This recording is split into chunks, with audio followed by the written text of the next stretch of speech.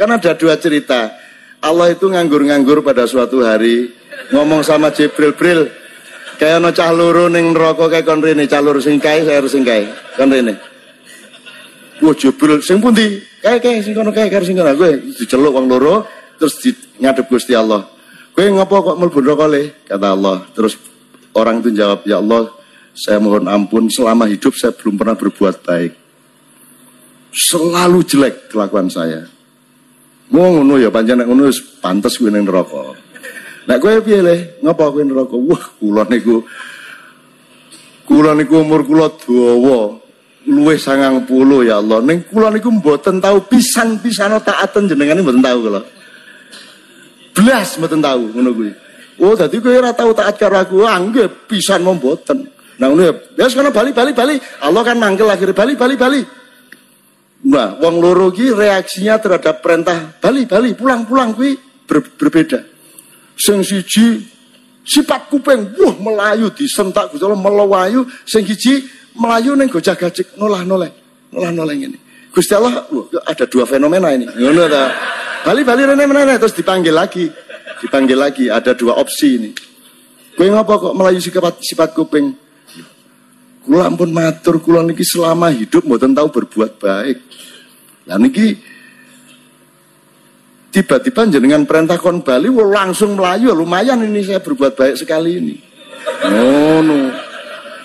Oh, dadi ku melayu mergo taat karo aku. Ah nggih, lumayan pisan. Lah sing ngono mlebu swarga kono. Ah ngono.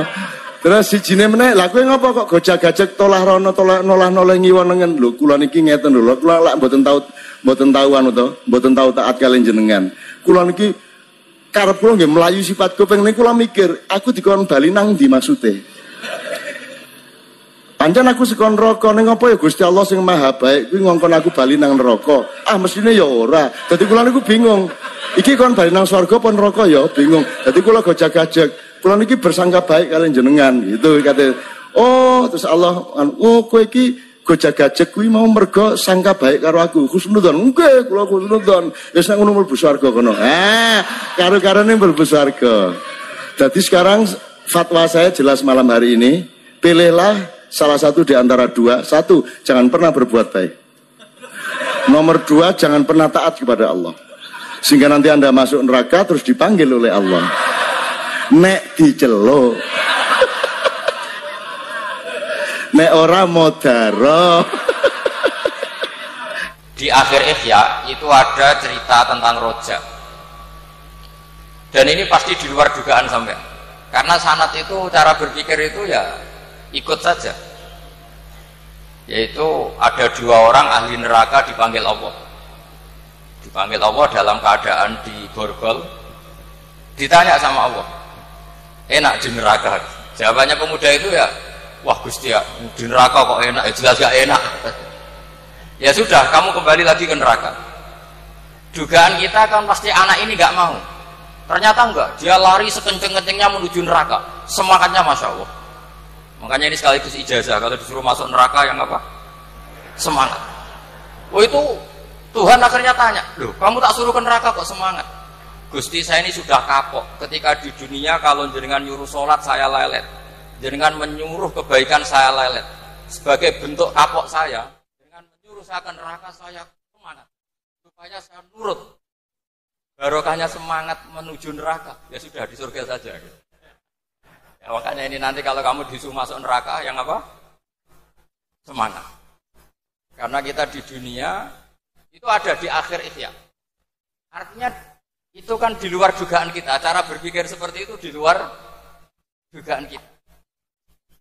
Akhirnya dia jadi ahli jannah. Cerita kedua ya masih di bab yang sama. Yang satu disuruh enak di neraka, ya enggak Gusti. Sudah kembali lagi ke neraka. Si orang ini tolak itu. Tolak. Terus ditanya sama Allah, kenapa tolak? Ya Allah, ketika engkau memanggil kami ke surga, saya tidak pernah ngira kalau akan engkau kembalikan lagi ke neraka. Ya sudah, kamu di surga saya karena husnudzon sama saya. Ini berarti ada dua sanad. Lucunya sama-sama benar. Yang semangat ya benar, yang lelet juga benar. Maka kamu punya dua pilihan. Nanti kalau disuruh masuk neraka, bisa semangat bisa apa? Lelet. Dan semuanya nanti di surga. Artinya begini, sanad itu apa ya? Enggak yang kita duga. Makanya saya mohon siapapun yang mencintai agama ini harus banyak baca. Jangan nuruti emosi, kemudian emosi itu di atas namakan agama. Di Sahih Muslim itu ada cerita, ini termasuk hadis pegangan kan Sahih Bukhari Muslim. Itu ada cerita seorang sujud sama Allah itu kan banget baiknya, sangat baik. Kemudian yang sujud ini diinjek oleh pemuda yang nakal. Diinjek. Ketika diinjek, yang sujud spontan ngomong begini. Fa wallahi la yaghfiru Allahu laka. Demi Allah, Allah tidak akan maafkan kamu. Di luar dugaan, tentu kalau nggak ada sanad, omongan ini normal karena nginjek orang apa? Sujud.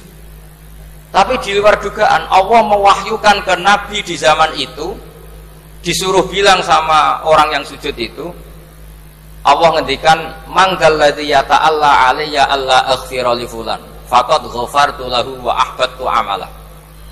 Siapa yang mencatut nama saya bahwa saya tidak bisa memaafkan orang yang nginjek, Allah tersinggung karena namanya dicatut. Saya ini Tuhan bisa menyiksa dan bisa mengampuni. Kenapa sifat saya jadi satu hanya menyiksa? Sifat ampunan saya di mana? Itu kalau nggak sanad nggak bisa. Saya ulang lagi, Allah itu apa? Zat yang bisa yaghfiru liman yasha wa yu'adzibu man yasha. Tapi orang yang sujud ini hanya mensifati Allah satu, yaitu Allah pasti menyiksa. Dan Allah tersinggung. Bagaimana mungkin saya Tuhan hanya berstatus bisa menyiksa, tidak bisa mengampuni? Akhirnya orang ini disalahkan, malah yang sujud tadi. Bilang ke orang itu, sujudnya saya hapus pahalanya, dan yang nginjek saya hapus dosanya. Tapi ya bukan berarti terus kamu boleh nginjek orang sujud, ya enggak. Artinya gini loh, saya hanya memperkuat moderator tadi. Berpikir agama itu berdasar sanad. Kalau nuruti emosi pasti kita akan setuju Allah tidak ngampuni yang menginjak.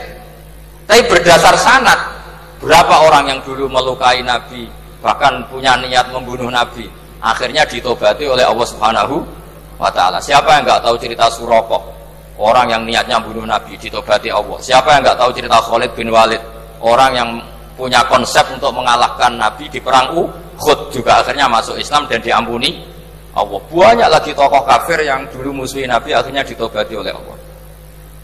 Sehingga ketika Nabi sangat marah ya dengan mereka yang kafir, malah ada ayat turun laisa laka minal amri syai'un aw yatuba 'alaihim aw yu'adzibahum. Bahwa wilayah mengampuni dan memaafkan itu wilayah Allah. Tentu kita secara syariat akan mengatakan yang nginjak itu salah, pasti itu. Kalau yang nginjak itu pasti salah, yang kafir pasti salah. Tapi jangan katakan kalau Allah tidak bisa menobati mereka. Lagi-lagi yang bisa mengertikan itu apa? Sanad. Kita ngaji di bab itu bahwa ada orang diinjak, ternyata Allah ketika yang sujud mengatakan wallahi la yaghfiru Allahu laka, demi Allah Allah tidak akan maafkan kamu. Loh, mensifati Allah dengan satu sifat la yaghfiru itu Allah tersinggung. Karena Allah bisa yaghfir. Makanya ini penting sekali saya utarakan supaya kita ini bicara itu sesuai sanad. Karena andaikan tidak sanad, agama ini di logika, kemudian logika orang itu berbeda-beda.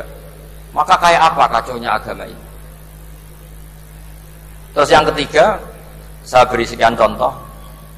Ini saya bawa kitab Hikam yang diterjemah oleh Mbah Soleh Darat. Saya dulu pernah ngaji Hikam sama banyak Gus Zufur. Cara berpikir Abul Hasan Asyadzili misalnya, umumnya orang itu kan kalau amal itu ingin diterima ya, kalau sujud ingin diterima Allah, kalau sholat ingin diterima Allah, dan kalau sangat ingin itu biasanya terus berlebihan, saking berlebihannya terus nangis minta amalnya diterima gitu. Tapi efek negatifnya gini, jangan-jangan nggak diterima, lalu kalau nggak diterima gunanya apa? Ini buruk sekali kalau mulai tanya sujud saya jangan-jangan nggak diterima, kalau nggak diterima gunanya apa? Itu menurut Abul Hasan Asyadzili itu pertanyaan dari setan. Bagaimana mungkin kita pernah menyesal atau menyesali sujud yang pernah kita lakukan untuk Allah Subhanahu wa Ta'ala? Wong dadi kawulane Allah, wis dikai bumi, dikai oksigen, dikai rezeki, tahu sujud, bareng dikasih tahu Jibril, sujud kamu gak diterima. Wah, getun aku sujud be Allah. Masa sujud sama Allah getun. Maka kata Abdul Hasan Asadili begini. Kafa bika jazaan an radiyaka laka ahlan. Cukup sebagai balasan dari Allah yang luar biasa, kamu ditakdir sujud. Wah, itu keren. Coba kalau kamu nanti ketemu Allah, ada orang yang sama sekali di bumi gak pernah sujud. Lalu kamu ketemu Allah sujud berkali-kali, kemudian dapat kabar kalau sujud kamu gak diterima. Pantas mana kira-kira? Pantas yang pernah sujud apa pantas yang gak pernah sujud? Pantas yang pernah sujud. Jika pikirannya pula Hasan Asadili, sudahlah kamu bahagia saja karena kamu ditakdir pernah sujud. Itu satu anugerah Allah yang luar biasa. Kamu gak perlu terganggu diterima apa gak diterima. Karena kalau kamu terganggu itu nanti lama-lama mengatakan apa gunanya sujud kalau tidak diterima. Dan itu setan menang kalau sudah ada pertanyaan apa gunanya sujud. Nah, makanya disebut min syarril waswasil khannas. Kata Abdul Hasan Asadili, waswas di sini adalah setan ngeridu kamu supaya kamu ngeset semua ibadah kamu, jangan-jangan kamu gak diterima. Kemudian kamu menyesali semua ibadah yang pernah kamu lakukan. Betapa buruknya kita. Wong ngamal apik kok disesat.